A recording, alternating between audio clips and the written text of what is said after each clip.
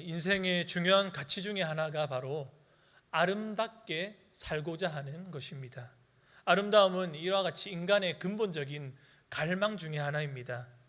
이 아름답다는 말의 어원을 우리말에서 한번 찾아보게 되면 15세기경으로 거슬러 올라가게 되는데, 여기서 아름이라는 말은 나를 의미합니다. 그렇기 때문에 이것이 우리에게 주는 의미는 무엇입니까? 아름답다는 것은 바로 나답다는 겁니다.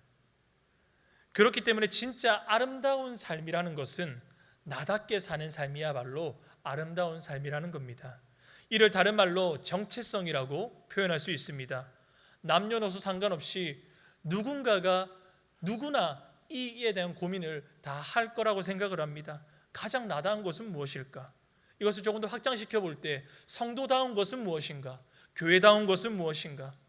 오늘 말씀을 통해 저와 여러분들이 나다운 것, 성도다운 것, 교회다운 것이 무엇인지 함께 말씀을 통해 고민하는 시간이 될 수 있기를 주님의 이름으로 소망합니다. 아멘. 오늘 우리가 함께 읽었던 이 베드로전서는 사도 베드로가 교회들에게 보낸 편지입니다. 오늘 베드로전서 1장 1절에서 2절까지 말씀을 화면을 통해 함께 보고 읽도록 하겠습니다. 예수 그리스도의 사도 베드로는 본도, 갈라디아, 갑바도기아, 아시아와 비두니아에 흩어진 나그네 곧 하나님 아버지의 미리 하심을 따라 성령이 거룩하게 하심으로 순종함과 예수 그리스도의 핏부림을 얻기 위하여 택하심을 받은 자들에게 편지하노니 은혜와 평강이 너희에게 더욱 많을지어다. 아멘. 오늘 우리가 함께 읽었던 이 말씀에서 사도 베드로는 정확하게 이 당시의 교회의 형편과 모습이 어떠한지 보여주고 있습니다. 오늘 1절 말씀이 무엇이라 말씀합니까? 너희들은 나그네와 같이 흩어져 있다라고 말합니다. 바스러진 모래와 같은 상태라고 이야기하고 있습니다.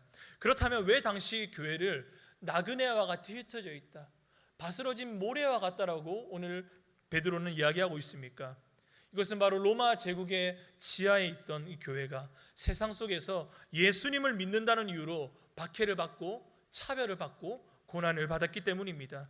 예수님을 믿는다는 이유로 사회적으로 많은 불이익을 당해야만 했습니다. 직장 생활에서, 시장에서, 경제 활동을 하는 모든 삶의 영역들 가운데서 믿는다는 그 이유 하나만으로 많은 어려움을 당해야만 했습니다. 이렇게 부당한 고통과 핍박을 오랜 시간 동안 감내했던 것이 바로 이 당시의 초대 교회의 모습과 현실이었습니다. 여러분, 그런데 저와 여러분들이 처음 예수님을 만났을 때를 한번 떠올려 보시기 바랍니다. 그때는 어떻습니까? 뜨겁게 타오를 때 아닙니까? 이제는 말씀대로 살아야지, 더 이상 옛 자아에 내가 사로잡히지 말아야지. 하지만 그런데 이런 처음의 그 뜨거움과 열정들이요, 시간을 지나고 신앙의 연수를 흘러갈수록 왠지 모르게 흐려져만 가는 것이 우리의 모습입니다. 여러분, 왜 그렇습니까? 우리의 신앙의 연수가 점점점 늘어나지만 여전히 바뀌지 않은 것만 같은 이 세상의 삶 가운데서 우리가 살아가고 있는 나그네로 살아가고 있기 때문입니다. 이 세상에서는 여전히 우리가 고통도 있고 고난도 있고 어려움도 있습니다. 이런 시간들이 길어지다 보니 처음 예수님을 믿고 만났던 그 은혜와 감격, 주님과의 그 친밀함과 주님께서 주신 그 소망이 점점점 사라져만 가는 것입니다. 약해져만 가는 겁니다. 오히려 예수님을 믿지 않는 사람들의 모습이 더 효율적이어 보이고 오히려 더 합리적이어 보이고 시간 낭비처럼 보이지 않는 경우가 우리 가운데 있습니다. 지금은 이 예배가 굉장히 간소화되었습니다. 짧은 시간 예배를 드립니다. 그런데 이 당시의 교회는 어떻습니까? 매일매일 모여야 했습니다. 매일매일 모이고 무엇을 합니까? 함께 모여서 성찬을 매일매일 거행합니다. 그리고 말씀까지 듣습니다. 오랜 시간을 소요할 수밖에 없는 것이 이 초대교회 공동체의 생활이었습니다. 그런데 그렇게 성도와 교회가 함께 모여서 애를 쓰고 시간을 들이고 헌신함에도 불구하고 상황은 어떻습니까? 오히려 세상에서의 그 사람들의 삶이 더 나이스해 보이고 괜찮아 보이기 때문에, 그러다 보니 교회와 성도들이 자신을 향한 그 정체성, 교회로서의 정체성, 교회다움, 성도다움이 사라져가고 있던 것이 이 당시의 형편이자 이들의 문제점이었습니다. 여러분, 그런데 이와 같은 문제들, 이와 같은 생각이요, 오늘을 살아가는 저와 여러분들에게도 동일하게 있다는 사실입니다. 즉, 이 당시에 교회만의 문제들이 아니라 오늘을 살아가는 저와 여러분들, 나그네와 같이 이 세상을 살아가는 저와 여러분들의 문제이기도 하다는 사실입니다. 그렇기 때문에 오늘 이 말씀은요, 이 세상을 나그네처럼 살아가는, 그러나 고통과 어려움으로 말미암아 하나님을 향한 소망을 점차 이뤄져가고 있는 오늘 교회된 성도된 저와 여러분들에게 주시는 말씀임을 믿을 수 있기를 주님의 이름으로 소망합니다. 아멘. 그렇기 때문에 오늘 우리가 함께 읽은 이 말씀을 통해 흩어져 고난받는 교회된 저와 여러분들이, 우리가 교회가 과연 어떤 존재인지, 어떤 정체성을 가지고 있는지, 어떤 사명을 가지고 있는지 다시금 이 말씀을 통해서 읽겠고 깨달음을 얻고, 그래서 저와 여러분들이 성도답게, 교회답게 이 세상을 어떤 방향성으로, 어떤 길을 걸어가야 되는지 다시 한 번 더 확인하며 담대하게 이 세상에서 나그네로 살아갈 수 있기를 다시 한 번 더 주 예수님의 이름으로 축복합니다. 아멘. 이 당시의 교회는요, 지금처럼 번듯한 건물도 없었습니다. 지금은 교회가 함께 모여서 세상을 향해 영향력을 끼칩니다. 목소리를 내기도 합니다. 그런데 아까 교회는 어떤 현실이라 했습니까? 나그네같이 흩어져 있는 모래알 같은 아주 미미한 영향력이 없는 모습이 바로 교회의 모습이었습니다. 이처럼 세상 속에 흩어져 세상과 부딪히며 여러 갈등을 빚는 이 교회와 성도가 과연 어디에서 해답을 얻을 수 있습니까? 이들이 어디를 과연 가야 됩니까? 이들의 길은 무엇입니까? 세상에 부딪혀서 유혹받고 조롱받고 핍박과 시련을 당하면 과연 이들이 어디에서 회복을 얻을 수 있습니까? 이렇게 낙심하고 소망을 잃어가는 교회를 향해 오늘 주님께서 무엇이라 말씀합니까? 우리 4절 말씀을 함께 화면을 통해서 읽고 나아가도록 하겠습니다. 사람에게는 버림바가 되었으나 하나님께는 택하심을 입은 보배로운 산돌이신 예수께 나아가. 아멘. 여러분, 이 4절 말씀에서 주님께서 무엇이라 말씀합니까? 세상보다 약해 빠진 교회를 향해 번듯한 건물을 세워라라고 말하지 않습니다. 세상의 영향력을 확장하라고 말씀하지 않습니다. 그런 인간적인 방식을 말씀하고 있지 않습니다. 오늘 4절에서 무엇이라 말씀합니까? 교회를 향해 주님께서는 살아있는 돌, 산돌 대신 그 예수 그리스도를 향해 나아가라라고 말을 합니다. 너희가 해야 될 것은 건물을 높게 올려서 세상에 영향력을 끼치는 것이 아니라 산돌인, 보배로운 산돌인 나를 향해 좀 나아오라고 말씀합니다. 그러면서 주님께서 이어서 뭐라 말씀하십니까? 나에게 나아와 나의 반석 위에 너희가 좀 세워져야 되겠다라고 말합니다. 여러분, 이것은 무슨 말씀입니까? 예수를 믿는 살아있는 한 사람 한 사람을 향해, 예수라는 반석 위에 있는 저와 여러분들을 향해 무엇이라 말합니까? 너희가 교회다. 번듯한 건물, 영향력이 있어서가 너희가 교회가 아니라 그냥 내 위에 서 있기만 하면 너희가 내 교회다. 너희가 내 존귀하게 세운 나의 교회란다라고 주님께서 말씀하고 계시다는 것입니다. 여러분, 뭐든 기초가 참 중요합니다. 건물도 기초가 중요합니다. 어디에 세우느냐에 따라서, 반석 위에 세우느냐, 모래 위에 세우느냐에 따라서 건물의 존폐가 달려있습니다. 그렇기 때문에 오늘 건물로 비유하고 있는 저와 여러분들을 향해서도 기초가 중요하지 않겠습니까? 우리의 믿음의 기초는 건물이나 인간적인 방식, 세상의 어떤 그런 영향력에 있다면 그런 교회, 그런 성도는 쉽게 망해버리고 말입니다. 쉽게 무너지고 맙니다. 그런데 그런 우리의 기초, 성도의 기초는 바로 무엇입니까? 반석이신 산돌 대신 예수 그리스도십니다. 그렇다면 오늘 그 반석 대신 예수 그리스도를 무엇이라고 말합니까? 4절에서 읽었던 말씀에서 이렇게 말합니다. 사람에게는 버림받았지만 하나님께서는 택하심을 받은 산돌, 바로 이것이 바로 너희의 믿음의 기초가 되는 예수 그리스도라고 오늘 우리에게 증언합니다. 여러분, 하나님께서는 택함을 받았다는 것은 무슨 말입니까? 하나님의 존귀한 아들로서 장래의 영광을 약속받은 거룩하신 하나님의 아들이라는 뜻입니다. 그런데 이 아들이 인간의 몸을 입고 이 땅 가운데 오셨을 때 사람들은 그를 알지 못했습니다. 오히려 그분을 배척했습니다. 그분을 모욕했습니다. 더욱이 죄 없으신 이 하나님의 아들께서 십자가에 못 박히시기까지 했습니다. 이것은 마치 당시에 흩어져 있던 그 교회의 모습과 똑같은 상황 아닙니까? 성도들이 주변에 이 생활을 하면서 악한 일을 만나고 정당한 일에도 속임을 당합니다. 시기와 모욕적인 말, 비방 어린 말들을 들을 수 있습니다. 이렇게 세상에서 소외당하고 버림당하고 오해받고 박해받는 현실 가운데 오늘 교회를 향해 우리 주님이 무엇이라고 말합니까? 나도 그랬다라고 말씀하시는 겁니다. 나도 하나님의 존귀한 아들인 나도 너희와 같이 나그네처럼 이 땅 가운데 흩어진 삶의 모습처럼 버림받았다라고 우리와 공감해 주시고 우리에게 위로해 주고 계십니다. 사랑하는 여러분, 저와 여러분들이 믿는 예수님이 누구신지 제대로 알기 전까지는 우리 자신이 누구인지, 우리가 속한 교회가 무엇인지 우리는 제대로 말할 수 없습니다. 저와 여러분들이 믿는 예수 그리스도는 어떤 분이십니까? 여러분, 예수님을 믿는다라고 말하는 저와 여러분들이 이 세상에서 무엇입니까? 여러분, 세상에서 무엇이 되고 싶으십니까?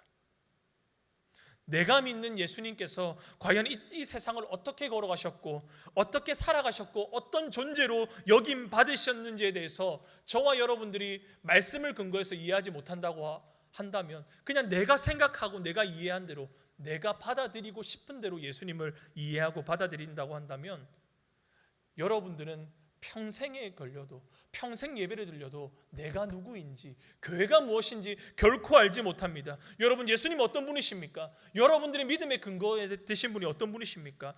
하나님의 아들이나 세상에서는 만물의 찌꺼기처럼 능멸과 모욕을 당하시며 먼저 버림받으시고 먼저 배척받으시고 먼저 십자가의 죽음의 길을 묵묵하게 걸어가신 분이심을 믿을 수 있기를 주님의 이름으로 소망합니다. 여러분, 이 예수님의 길, 이 십자가의 길을 걸어가는 것이 저와 여러분들 교회의 운명이고 우리가 나아갈 길, 우리의 첫 번째 정체성이라는 사실입니다. 우리 다음, 우리의 신분이 바로 여기에 먼저 근거한다는 사실입니다. 그런데 여기서만 끝나면 아쉽지 않겠습니까? 여기서만 끝나지 않습니다. 주님께서는 사람에게 버림받으셨지만 그 다음 말씀에 하나님께서 택하심을 입었다라고 말합니다. 이것은 무슨 말입니까? 십자가에 달리셨지만 3일 만에 부활하셔서 인간의 가장 해결할 수 없는 중요한 문제인 죄와 사망의 권세를 깨뜨리시고 지금은 하늘 보좌 하나님의 우편에 앉아 계셔서 온 세상을 다스리는 참된 왕이요 주가 되셨다는 의미입니다. 바로 그 영광스러운 주님께서 저와 여러분들의 모든 죄와 사망의 권세를 이겨주심으로 말미암아 우리 인생의 이 본질적인 죽음의 문제를 해결해 주셨습니다. 그렇기 때문에 그런 주님의 반석 위에 있는 교회와 교회된 저와 여러분들의 은요, 바로 이 세상을 살아갈 수 있는 힘을 바로 예수 그리스도를 통해서 얻고 예수 그리스도를 통해서 소망을 얻을 수 있게 된다는 겁니다. 여러분, 이것만큼 우리를 향한, 교회를 향한 위로와 소망의 메시지는 없는 줄을 압니다. 여러분, 우리 삶 가운데서 가장 두려운 것은 바로 죽음 아닙니까? 아직 저는 많이 어리지만 가끔씩 이런 생각을 합니다. 그냥 귀엽게 봐주시길 바랍니다. 저는 아직 미혼입니다. 주변에 친구들이 결혼을 많이 합니다. 그거 보면서 이렇게 한번 기도한 적이 있습니다. 주님, 그래도 결혼을 하고 죽어야 되지 않겠습니까? 총각으로만 이게 가기엔 조금 억울합니다. 이렇게 기도한 적이 있습니다. 그러다가 어느 날 이런 기도가 나오더라고요. 주님, 그래도 애는 좀 낳고 이게 가야 안 되겠습니까? 이런 기도를 좀 한 적이 있었습니다. 그러더니 점점 욕심이 생겨서 모세가 시편 90편에 강건하면 70이요 80이라고 말했는데, 저도 주님 그 정도까지만 하다 손자는 또 보고 이렇게 안 되겠냐고 이렇게 기도한 적이 있었습니다. 어쨌든 저의 이런 생각의 저변, 기도의 저변에 무엇이 깔려 있습니까? 나는 죽는다는 겁니다. 나는 언제가 되든 간에 죽음을 이길 수 없는 존재라는 겁니다. 비단 이것은 저만의 생각이 아닌 줄 압니다. 모든 인생에 있어서 해결할 수 없는 이 본질적인 문제는 죽음입니다. 그런데 이 세상은 어떻습니까? 세상의 사람도 어떻게 삽니까? 죽지 않을 것처럼 살아갑니다. 죽지 않기 위해 돈을 벌고 공부하고 아등바등 세상을 놓지 못합니다.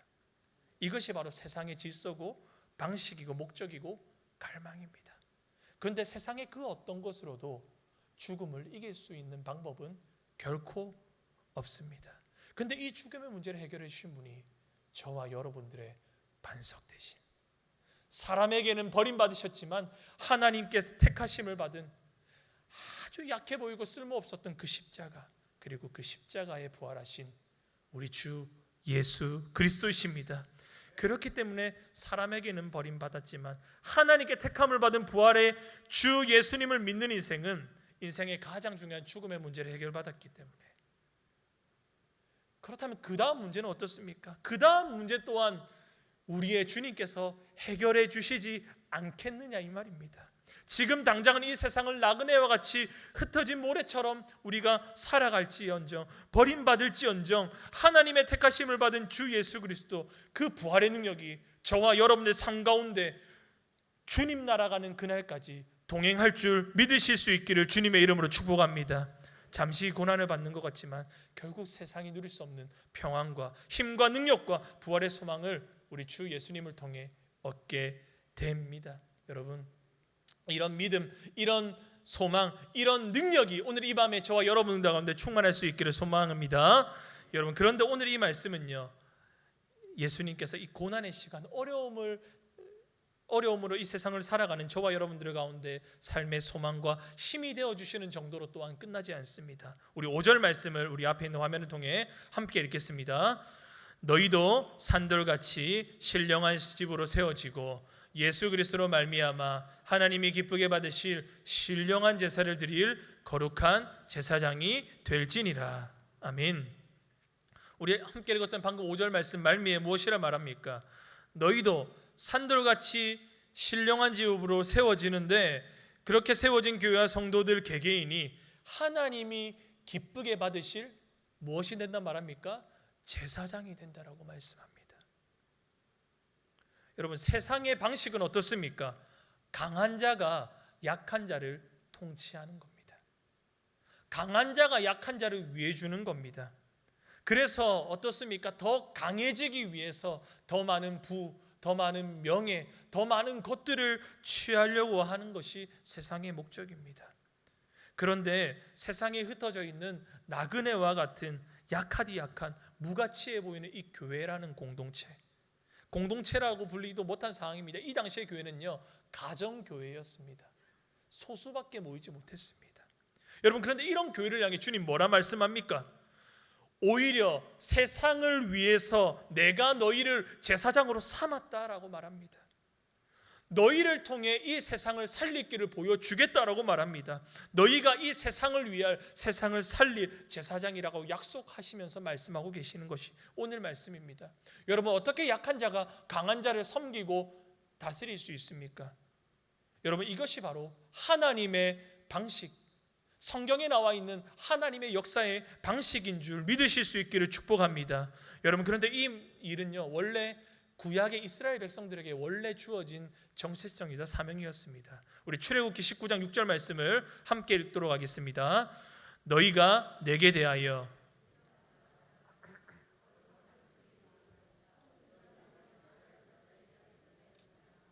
아멘. 하나님께서 이 이집트를 탈출한, 그리고 시내산에 당도한 이 이스라엘 백성들에게 이렇게 주신 약속이 바로 이것입니다. 내가 너희를 열방 가운데 제사장 나라로 삼았다. 그런데 왜 이스라엘 백성들을 세우셨습니까? 여러분, 이스라엘 택하신 이유는 별것 없습니다. 너희는 세상의 많은 민족 중에 가장 작은 민족 중에 작은 민족이다.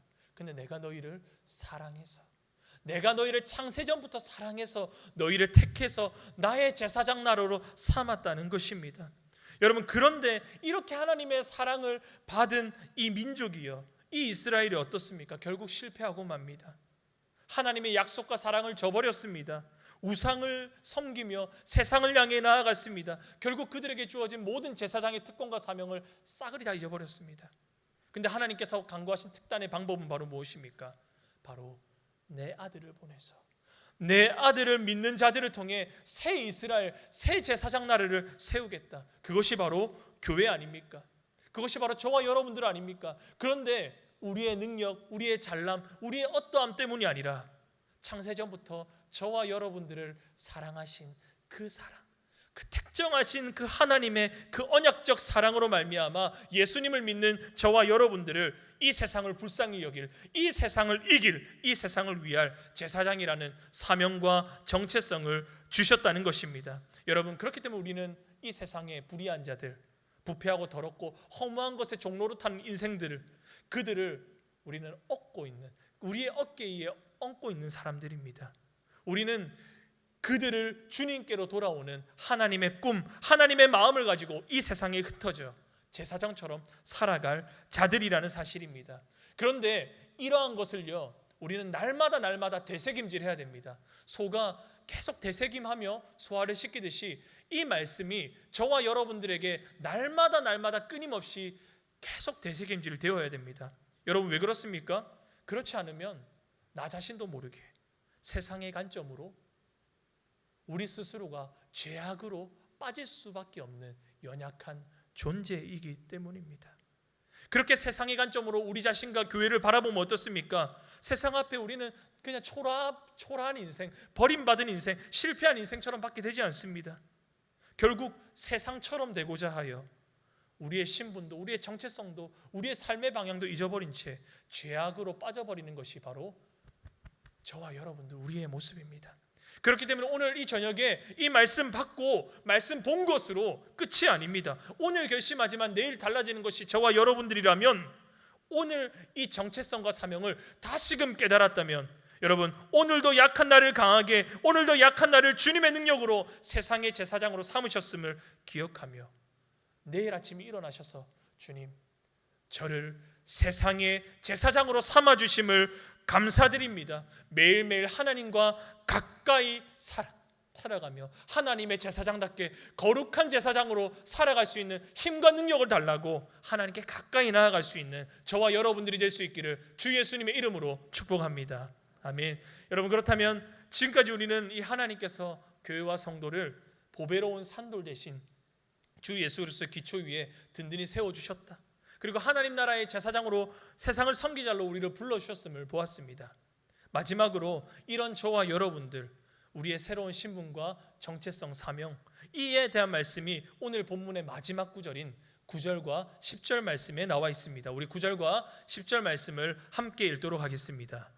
그러나 너희는 택하신 족속이요 왕같은 제사장들이요 거룩한 나라요 그의 소유가 된 백성이니 이는 너희를 어두운 데서 불러내어 그의 기이한 빛에 들어가게 하시니에 아름다운 덕을 선포하게 하려 하심이라. 너희가 전에는 백성이 아니더니 이제는 하나님의 백성이요 전에는 긍휼을 얻지 못하였더니 이제는 긍휼을 얻은 자니라. 아멘. 여러분, 우리가 너무나 잘 아는 말씀 아닙니까? 유명한 말씀이죠. 이 말씀 읽으면 우리가 딱 눈에 띄는 말씀이 뭡니까? 9절 말씀이죠. 택하심을 받은 족속, 왕같은 제사장, 거룩한 나라, 우리의 소유된 백성이다. 여러분, 그런데 간단하게 말해서 우리의 신분, 이 교회의 신분이 완전히 달라져 있잖아요. 아주 멋진 말씀입니다. 오늘 본문에 주어진 이 신분들, 이 정체성을 하나하나 제가 설명드리지 않아도 하나님께서 저와 여러분들을 얼마나 존귀하게 바꾸어 주셨는지 너무나 잘 아는 복된 말씀입니다.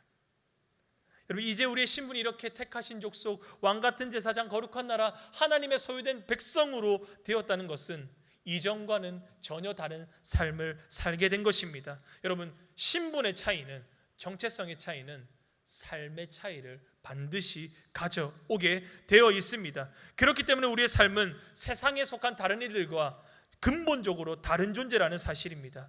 우리는 세상의 사람들과 다른 것을 추구하고 다른 것을 바라보고 다른 길을 걸어가고 다른 것에 기뻐하고 다른 것에 만족을 느껴야 할 줄 압니다. 여러분, 오히려 그렇기 때문에 신앙의 연수가 지나면 지날수록, 자라면 자랄수록, 성숙해지면 성숙해질수록 저와 여러분들은요, 세상과 비슷하게 흐리멍텅하게 가는 것이 아니라 세상과 더욱 선명해지게 구별돼야 될 줄 믿습니다. 세상과는 길이 다르고 여러분들 존재가 다릅니다. 반응이 다르고 방향이 다르다, 이 말입니다. 이러한 다름과 구별이 아주 철저하게 나눠지는 것이 택하심을 받은 족속, 왕 같은 제사장, 거룩한 나라, 하나님의 소유된 백성이라는 우리의 신분이자 정체성이라는 사실입니다. 여러분, 그런데 이렇게 우리에게 새로운 신분과 정체성을 주신 이유는 바로 무엇입니까? 이것은요 9절 말씀에 담겨 있습니다. 여러분, 우리 9절 말씀 보게 되면요, 택하심을 받은 족속, 왕 같은 제사장, 거룩한 나라, 소유가 된 백성이라고 말하는데, 여러분, 이 모든 표현들은요 단순히 우리를 위로하시고 우리의 자존감을 높여주는 표현이 아닙니다. 그렇게 생각하면 이 말씀 반만 알고 가시는 겁니다. 이 말씀의 핵심적인 것은, 이 말씀의 주된 동사는요 바로 마지막 말씀입니다. 한번 저를 따라 말씀해 주시기 바랍니다. 아름다운 덕을 선포하게 하려 하심이라. 바로 오늘 이 9절 그리고 10절 그리고 우리가 읽었던 모든 2장의 말씀의 핵심적인 동사는 바로 선포에 달려 있습니다. 선포. 그렇기 때문에 아까 택하신 족속, 왕 같은 제사장, 이런 멋들어진 표현은 다 이 선포하게 한다는 것을 수식하고 꾸며주는 표현들입니다. 10절도 마찬가지입니다. 우리의 이 놀라운 신분이 하나님의 긍휼의 하심을 받았다는 겁니다. 다 수식해주는 말입니다. 결국 핵심은 뭡니까? 하나님의 긍휼하심으로 새로운 신분, 정체성을 받은 우리가 해야 될 것은 바로 이 세상을 향한 선포까지 나아가야 한다는 사실입니다. 우리를 멋진 이 새로운 신분으로 바꿔주신, 정체성으로 바꿔주신 이유와 삶의 방식이 선포에 달려 있습니다. 여러분, 선포는 무슨 말입니까? 감추어졌던 일을 밖으로 끄집어내는 것을 말합니다. 알리는 것을 말합니다. 하나님께서 교회와 성도에게 이 세상을 살아가면서 그냥 놀고 먹고 즐기라고 이 세상 가운데 우리를 보내주신 것 아닙니다. 그렇게 나그네처럼 살아가는 것이 아닙니다. 교회에게 하나님의 말씀 주시고 생명 주셔서 거룩한 삶, 하나님의 성도로 불러주심으로 말미암아 영광스럽게 하심으로 말미암아 이 세상의 더러운 것, 이 세상의 썩어진 것에 굴복하는 이 세상을 주님께로 돌아오는 그 일, 그 사명을 저와 여러분들에게 주신 줄 믿으실 수 있기를 축복합니다. 여러분, 그런데 그렇다면 이 선포하는, 무엇을 선포해야 되겠습니까? 우리가 읽었던 이 9절 말씀에 아까 무엇을 우리가 함께 선포했습니까?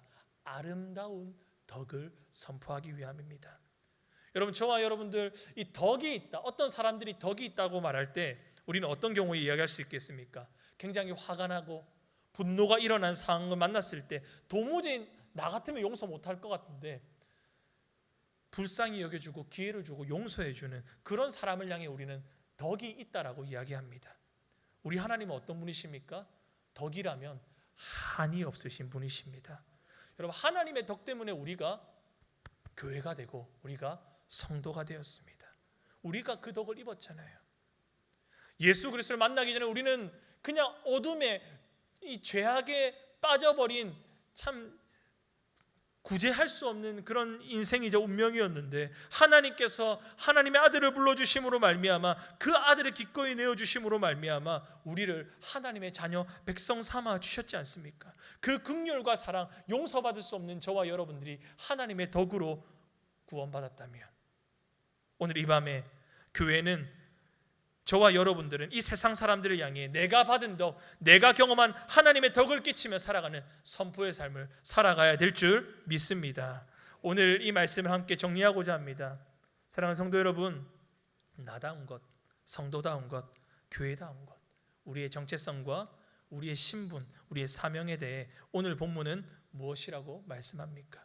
오늘 말씀을 통해 이것은 새로운 것이 아닙니다. 그러나 우리가 다시금 깨달아야 되고 오늘 깨달아야 되고 내일 아침 깨달아야 되고 또 그 내일 주님 오실 그날까지 매일매일 되새겨야 하는 것입니다. 아름다운 덕을 선포하기 위해 저와 여러분들을 새로운 정체성과 신분으로 불러주셨습니다. 그렇다면 아름다운 삶은 무엇입니까? 이제 우리는 이 세상 가운데 감추어진 하나님의 이 복음을 드러내야 됩니다. 선포해야 됩니다. 그 역할을 하도록 저와 여러분들을 부르셨습니다. 그런데 여기서 먼저 해야 될 것이 있습니다.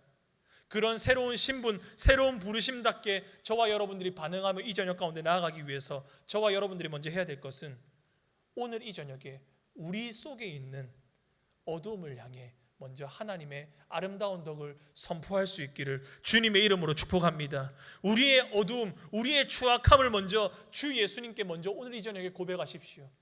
그 어둠을 향해 하나님의 아름다운 덕을 선포하십시오. 예수의 보혈을 선포하십시오. 그때 주님께서 저와 여러분들 가운데 우리가 잃었던 이 세상을 향한 제사장의 신분을 다시금 회복시켜 주실 것입니다. 여러분 다운 것 잃어버렸습니까? 잃어버린 아름다운 것이 있습니까?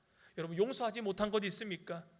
입술의 열매, 악한 입술의 열매를 맺고 있지는 않습니까? 아름다운 삶이 아닙니다. 성도다운 삶이 아닙니다. 이를 겸손하게 자백할 수 있기를 바랍니다. 그리고 뿐만 아니라 그런 저와 여러분들이 이제 이 예배당을 벗어나 여러분의 삶의 자리에서 하나님의 심정, 예수 그리스도의 심정의 한복판에 있는 세상을 향해, 주님을 떠난 아픈 세상을 향해 울고 눈물을 흘리며 기도하며 선포하는 이 밤 될 수 있기를, 하나님께서 주시는 새로운 신분으로 살아갈 수 있기를 주 예수님의 이름으로 축복합니다. 아멘. 기도하겠습니다.